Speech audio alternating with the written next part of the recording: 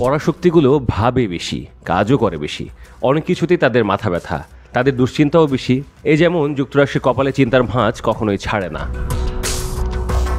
প্রতিরক্ষা সংক্রান্ত গণমাধ্যম দ্য ওয়ার জোনের দাবি, অত্যন্ত সন্তর্পণে B-2 স্পিরিটের সমকক্ষ বোমারু বিমান নির্মাণের চেষ্টা চালাচ্ছে চীন। গুপ্তচর কৃত্রিম উপগ্রহে ধরা পড়েছে সেই ছবি। যুক্তরাষ্ট্রের উচ্চ ক্ষমতা সম্পন্ন যুদ্ধ বিমানটির নকশা বেইজিংয়ের গবেষকদের হাতে তুলে দেওয়ার নেপথ্যে নাম জড়িয়েছে ভারতীয় বংশোদ্ভূত নসির গোয়াদিয়া। তার এই কর্মকাণ্ড ফাঁস হতেই তাকে গ্রেফতার করে মার্কিন গোয়েন্দা সংস্থা FBI। দ্য ওয়ার জোনের প্রতিবেদন অনুযায়ী চলতি বছরের 14 মে চীনের জিনজিয়াং প্রদেশের মালান এলাকার গুপ্ত ঘাঁটিতে দাঁড়িয়ে থাকা স্টেলথ শ্রেণীর একটি বোমারু বিমানকে ক্যামেরাবন্দি করে মার্কিন গুপ্তচর উপগ্রহ। সেই ছবি পেন্টাগনের কর্তা ব্যক্তিদের নজরে পড়তেই চোখ কপালে ওঠে তাদের।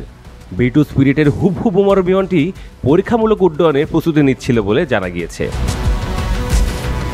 প্রযুক্তি চুরি করে চৈনিক গবেষকরা যে ওই যুদ্ধবিমান তৈরি করেছেন তা মার্কিন গোয়েন্দাদের কাছে অনেকটাই স্পষ্ট হয়ে যায়। চীনের হয়ে সেই গুপ্তচর বৃত্তি কাজটি করেন নসির। B-2 স্পিরিটের নির্মাণকারী সংস্থা নর্থ্রপ গ্রুমম্যান এর সাবেক প্রকৌশলী তিনি। মহারাষ্ট্রের মুম্বাইয়ে জন্ম নেয়া গোয়াদিয়া গত শতাব্দীর 60-এর দশকে মার্কিন প্রতিরক্ষা সংস্থা নর্থ্রপে যোগ দেন। যুক্তরাষ্ট্রের অত্যাধুনিক বোমারু বিমানটির স্টেলথ প্রযুক্তি তৈরিতে গুরুত্বপূর্ণ ভূমিকা ছিল তার। 1986 সালে ওই সংস্থার চাকরি ছেড়ে দিয়ে নিজের একটি সংস্থা খোলেন নসির। যুক্তরাষ্ট্রের বিমান বাহিনী তখনও B-2 স্পিরিটকে তাদের বহরে যুক্ত করতে পারেনি। 1989 সালের 17 জুলাই প্রথমবার আকাশে ওড়ে 16টি পরমাণু বোমা বহনে সক্ষম ওয়াশিংটনের শিকারি ঈগল।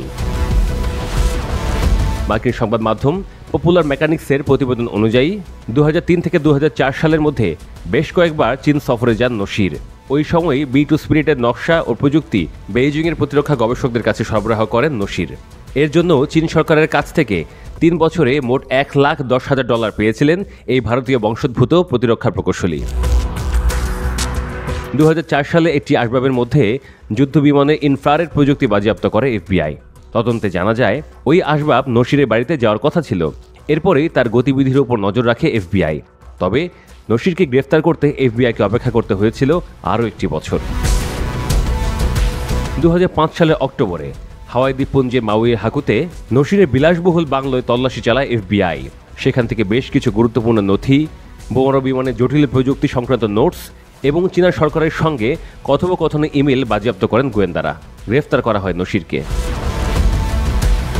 প্রথমে গুপ্তচর বৃত্তির কথা অস্বীকার করেন নসির। FBI-এর লাগাতার জেরার ফলে এক পর্যায়ে তদন্তকারীদের কাছে লিখিতভাবে সমস্ত দোষ স্বীকার করে নেন। তখনই জানা যায় শুধুমাত্র বোমারু বিমান নয়, চীনকে ক্রুজ ক্ষেপণাস্ত্র তৈরিতে প্রযুক্তিগত সহযোগিতাও করেছিলেন তিনি।